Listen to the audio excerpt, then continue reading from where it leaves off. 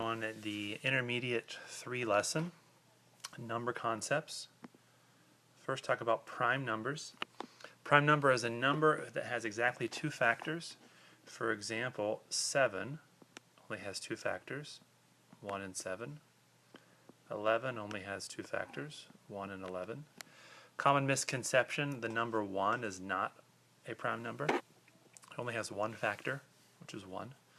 A composite number is a number that has more than 2 factors. So the number 1 is neither prime nor composite. First example, what is the ratio? Ratio means comparison of 2 numbers, usually as a fraction. So we're going to write a fraction. We can tell because all the answers are fractions. What is the ratio of the number of prime numbers between 0 and 20 with 1 digit to the number of prime numbers between 0 and 20 with 2 digits? So first, let's find all the prime numbers from 0 to 20. 2 is prime, 3 is prime, 5 is prime, 7, 11, 13, 17, and 19.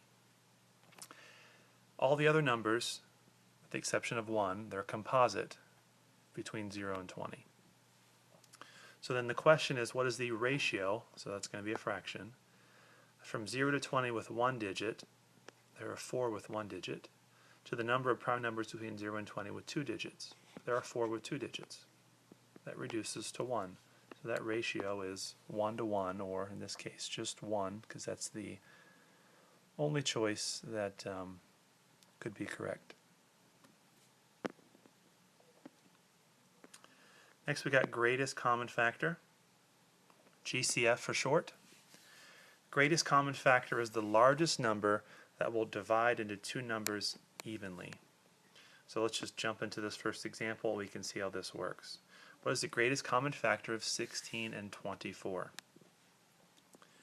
Well, 16 and 24. 16 could be written as 1 times 16. Could be written as 4 times 4. Could be written as 2 times 8. 24 has pairs of factors of 1 and 24, 2 and 12, 3 and 8, and 4 and 6. So which of those factors do they have in common that is the greatest? Well, first of all, the ones they have in common, they both have 1 in common, both have 2 in common, both have 8 in common, both have 4 in common. Which of those numbers is the largest? Well, 8 is the largest of those numbers, so their GCF is 8. There's another way to do this so that we don't have to know what all the factors are. Let me show you what that is. If you break each of these numbers into prime factors, 16 breaks down to 4 times 4. Each of those 4s breaks down to 2 times 2 times 2. 24, you can break it down in different ways. One way is to break it down to 3 and 8. 8 breaks down to 2 times 2 times 2. The greatest common factor, you take all the prime factors they have in common.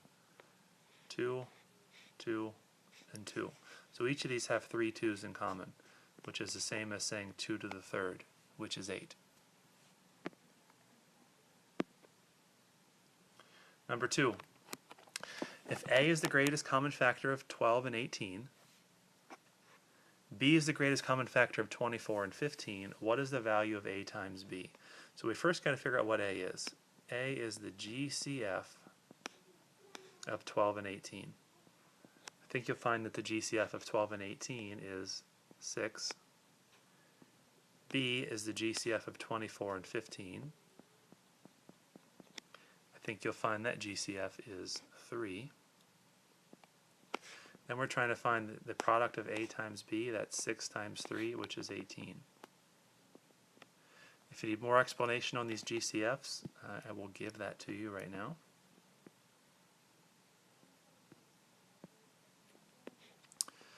12, you can make a factor tree. Let's do that. Let's make a factor tree. Breaks down to 4 times 3, and then 4 breaks down to 2 times 2. Comparing that to 18, 18 can be broken down to 3 and 9, and then 9 can be broken down to 3 and 3. And I'm sorry, that's not right. 18 breaks down to 2 times 9. That's 2 times 3 times 3. So the GCF, they both have a 2 and a 3 in common. So the GCF is a 6, which we have already stated. Comparing the 24 and 15, 15 breaks down to 3 times 5. 24 breaks down to 3 times 8. 8 breaks down to 2 times 2 times 2. So what do those have in common? Only a 3. As stated, the GCF was 3. Moving on. Number 3.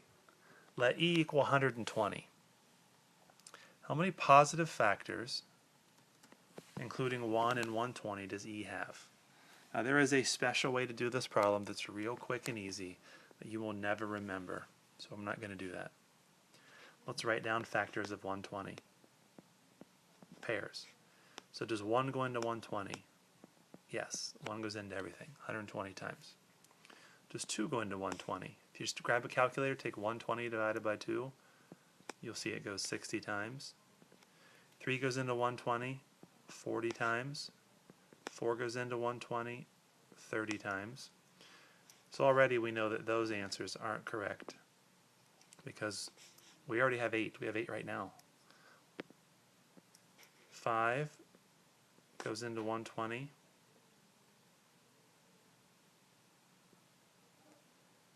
24 times. So now we have 1, 2, 3, 4, 5, 6, 7, 8. We already have 10. So the answer has to be 16 because it's already past all the other answers. Could list them all, but we don't need to because it's multiple choice. Least common multiple. That's the smallest number that 2 numbers will go into evenly. So for example, let's say that we had 15 and 20. Multiples of 15. 15, 30, 45, 60, 75, 90. Multiples of 20, 20, 40, 60, 80, 100. These lists go on forever. We're looking for the smallest number that's in each of these lists. And that smallest number is 60. Now, there's a process you can go through to find that without listing all these numbers, because sometimes you can find it quickly, sometimes you don't find it quickly.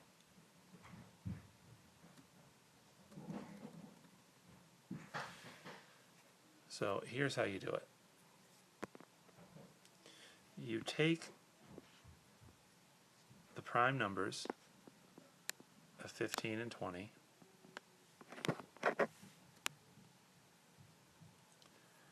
(15) is 3 times 5, 20 breaks down to 2 times 2 times 5. And then in each case, you take the number the most time it occurs in any of those sets. For example, this has a 3 in it, the other one doesn't. So the most of 3 ever occurs is once. These both have a 5 in them, and the most of 5 occurs is once. This one has a 2 twice, and that's the most it occurs. If you multiply those together, 3 times 5 is 15, times 2 is 30, times 2 is 60. So, depending on the problem, this first method could be faster, but if it's really big numbers, then this method is much faster. So let's look. What is the least common multiple of 96, 120, and 252?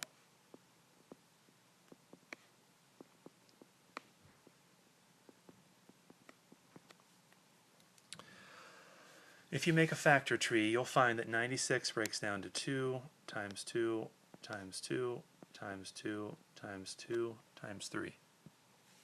If you make a factor tree for 120, you'll get a 2 times 2 times 2 times 3 times 5. If you do a factor tree for 252, you'll get 2 times 2 times 3 times 3 times 7. The least common multiple can be found by taking each unique number from each of these lists and taking it whichever time it occurs the most. So for example, this has 5 2's. Here it occurs 2 times and 3 times, so that's not going to be it. We got a 3 and a 3 and a 3 twice, and we have a 5 and we have a 7. If you multiply those together, you're going to get 10,800. Least common multiple of those is 10,800. Number 2. If x is the least common multiple of 4, 5, 9, and 12, and y is the greatest common factor of 60, 120, 42, and 36, what is the value of x divided by y? So we need to find the least common multiple of 4, 5, 9, and 12. So I'm going to write those as prime numbers. 2 times 2, just 5, 3 times 3, 3 times 2 times 2. So the least common multiple is 2 times 2 times 5 times 3 times 3. We've already used the 3's and the 2's. If you multiply those together, you're going to get 4 and 9. 4 times 5 is 20. 20 times 9 is 180. So the least common multiple is 180, and that is x. We're supposed to find the greatest common factor of 60, 120, 42, and 36. 60 would break down to 2 times 3 times 2 times 5. 120 is going to break down to 2 times 2 times 2 times 3 times 5. 42 is 2 times 3 times 7, and 36 is 2 times 2 times 3 times 3. So to find the GCF, we find the numbers that occur in all of these. A 2 occurs in all, one time. A 3 occurs in all of these, one time. So the GCF is a 6, 2 times 3. Nothing else occurs in all 3 of them. We're supposed to find the value of x, y. So x is 180, y is 6. If you divide those, you get 30. Which is answer B.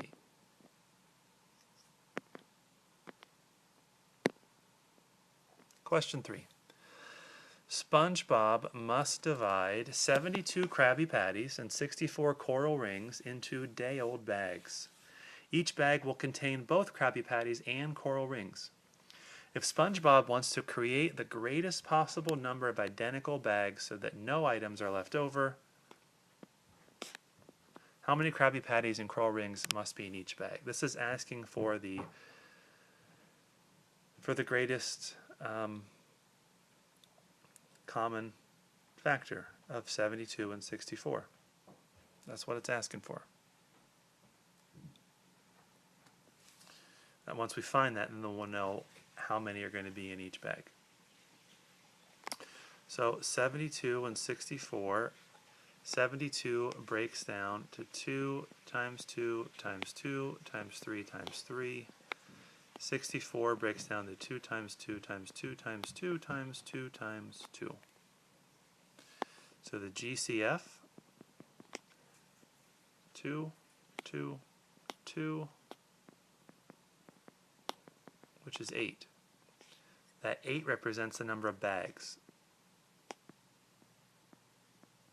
Does that answer the question? No. How many Krabby Patties and coral rings are going to be in each bag? So there are 8 bags. So we take the number of Krabby Patties and divide it by 8. We're going to get 9 Krabby Patties. We take the number of coral rings, which is 64, and divide it by 8, because we're putting them into 8 equal bags. That's going to give us 8 coral rings. That is answer D.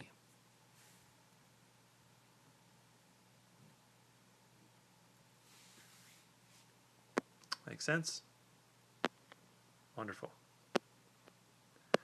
Kimmy goes to the store to buy hot dogs and buns for a cookout.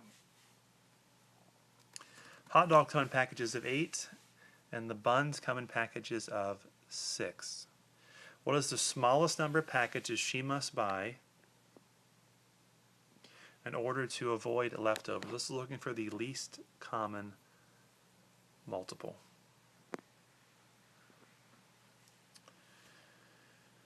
Okay, so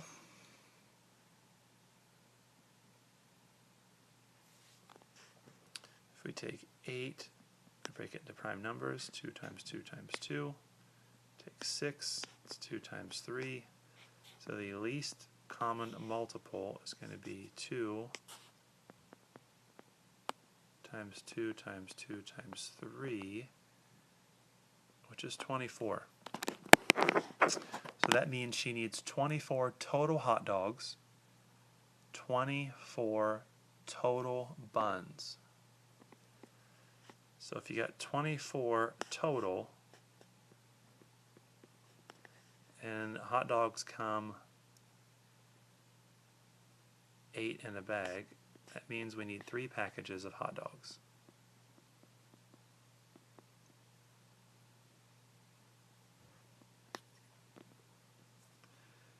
And then if we got 24 total buns, and they come in 6 packs, that's going to be 4 packs of buns.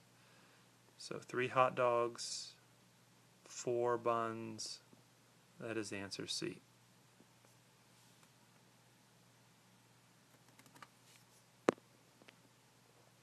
Number 5.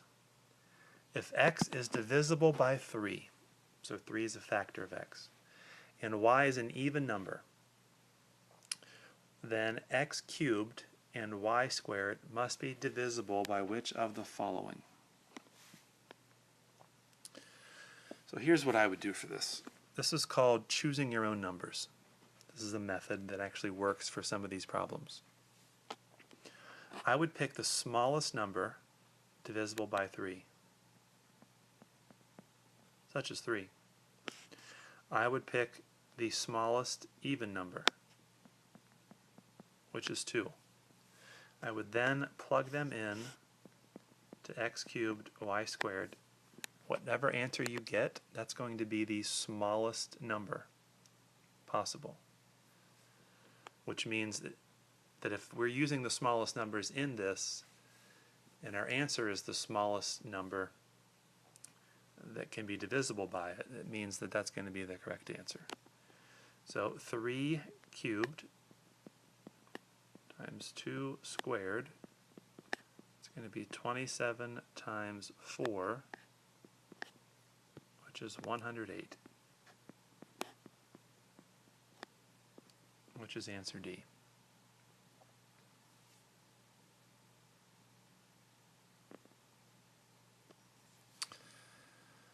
Alright, moving on. Rounding. Let's quick review of decimal places. Let's say that we got 4, 3, 2, 1, 0.1, 2, 3, 4. This is the ones column, followed by the tens, hundreds, thousands. This is the 10th, 100th, thousandth, and then 10,000th. So when rounding, if you're told to round, for example, to the nearest hundreds, what you're trying to determine, is this 3 going to stay a 3, or is it going to bump up 1 and be a 4? To determine that, you look 1 digit to the right. If this digit is a 0, 1, 2, 3, or 4, then that's going to stay a 3. If this digit is a 5, 6, 7, 8, or 9, then it's going to bump it up to a 4. Everything else then becomes zeros.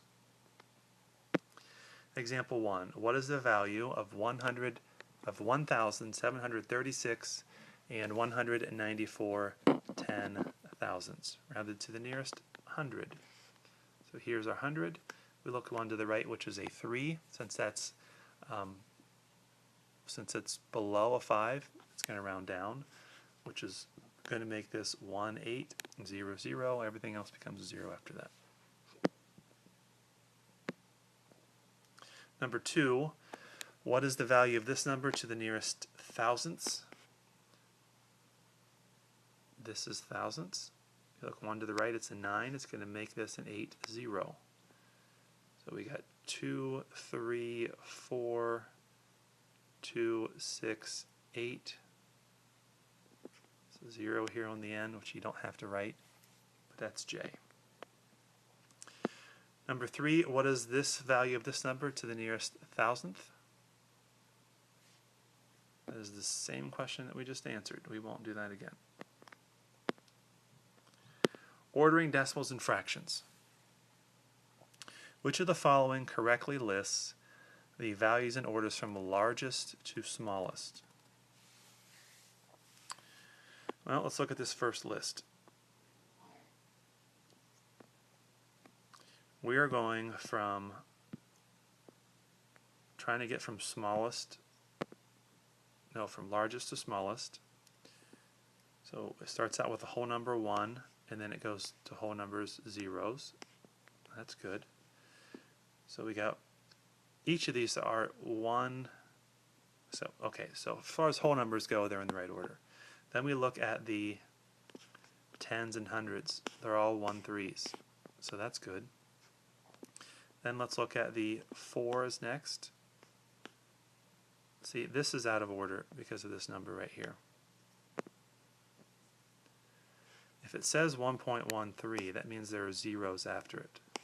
So if you compare 3 zeros, this is 467, this is 460, this is 500, this is 465. We're really comparing those numbers at the end. So that's not correct. So we would want to go from 500,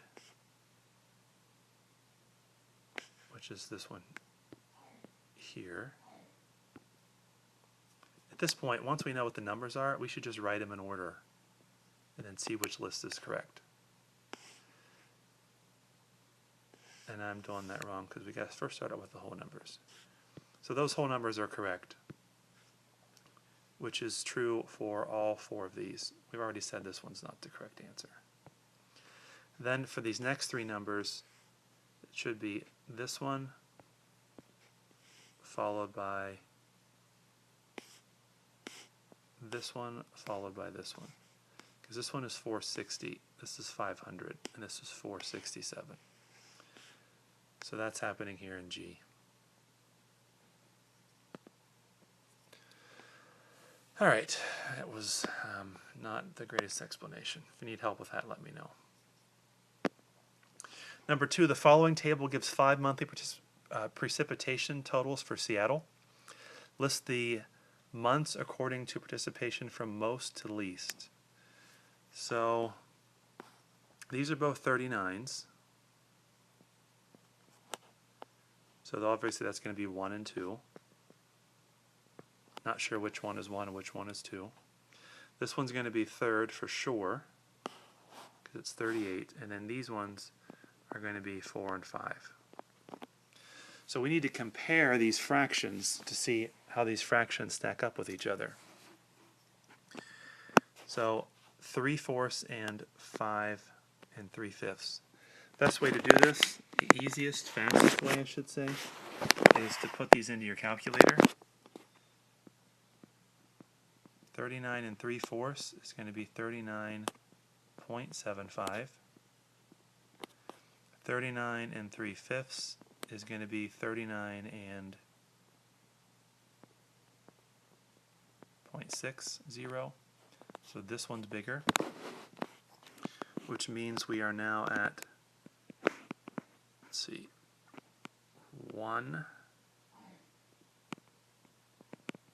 2, 3. Then comparing the half and the 2/5. 2/5 is less than half, because 2.5 out of 5 would be half. So this is 4 and 5.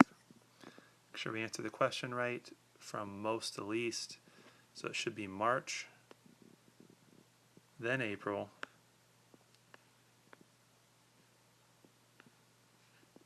so we got 2 left, March and April, and then May.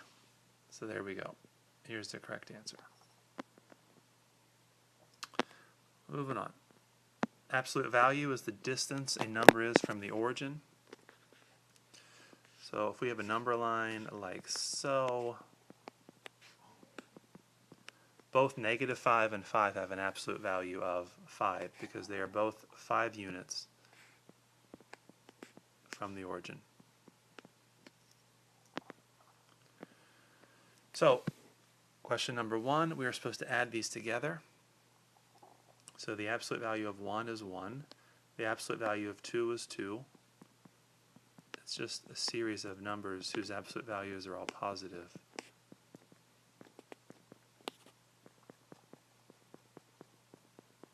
Supposed to add all those together. You can use a calculator. It's actually a quicker way to do this. 1 and 9 is 10. 2 and 8 is 10. 3 and 7 is 10. 4 and 6 is 10. There's 4 of those groups. That's 40. Plus a 10 is 50.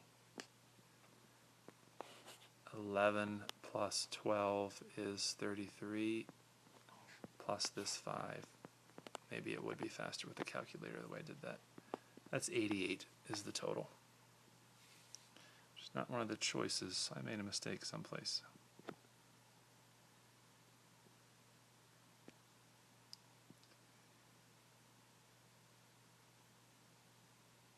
Oh, my mistake was here.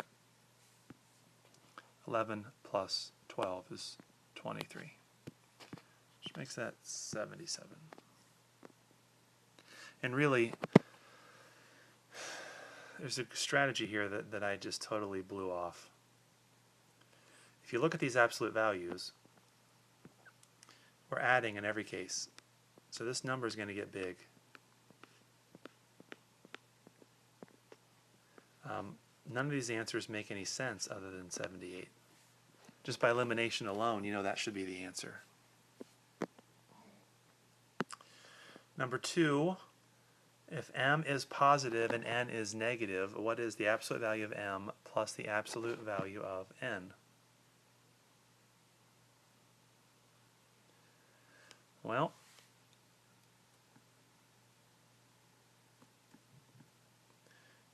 so if m is positive,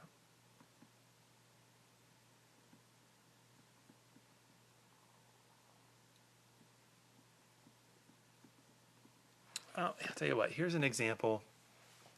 If you think about it too long, which I just did, I got confused. So let's not think too long.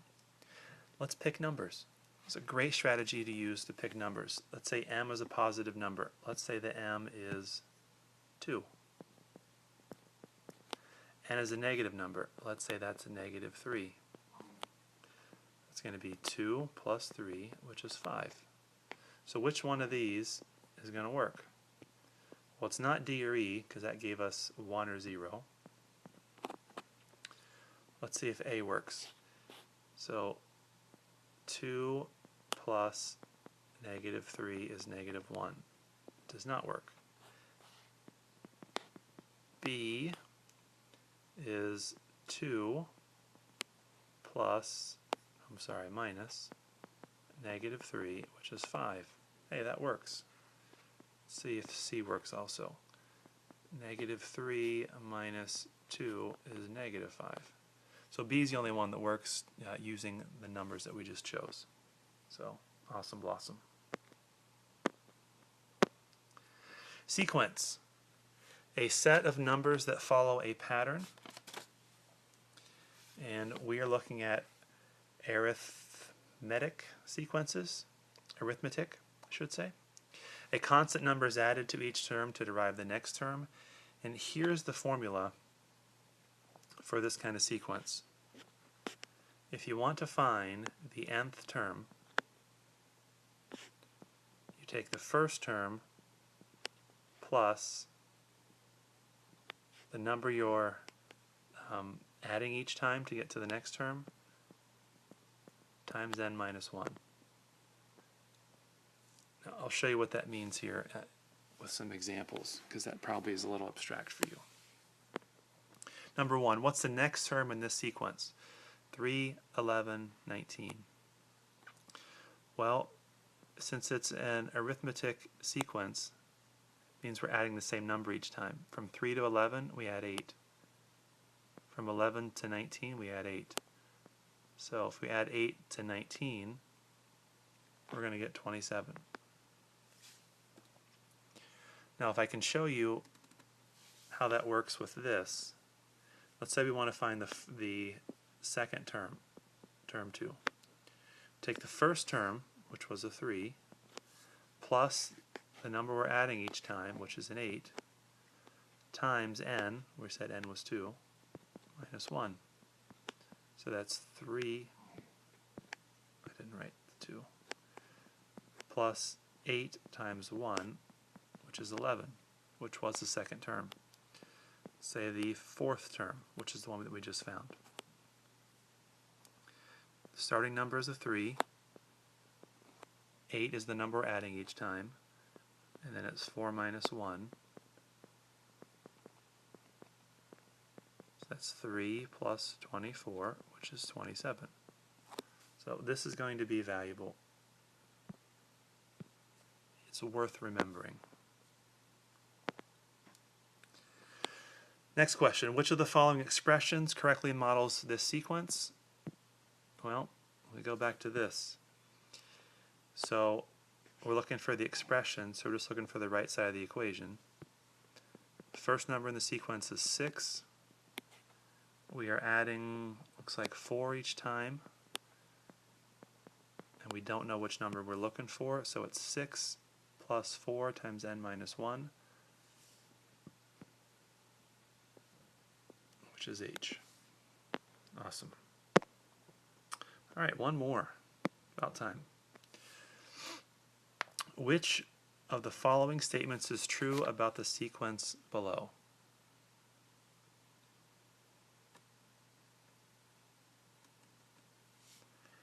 Every term in the sequence is divisible by 24. That's not true for any of these. Well, it's not true for most of them. You can't divide negative 12 by 24. So that's not right. The ratio between consecutive terms is 2 to 1. That's true for the first two. It's not true for this. 0 over 12 is not 2 to 1. Fifth term is 36. Let's see, we're adding 12 each time. So 1, 2, 3, 4. The fifth term is 24. That's not true. The common sum is negative 12. I don't think we're adding negative 12 each time. Boy, I hope this last one's the answer. The sum of the first 5 terms is 0. So that checks out, because we got the first 5 terms here. That's 0, plus 0 is 0. So the answer is E. Please do exercise set 3.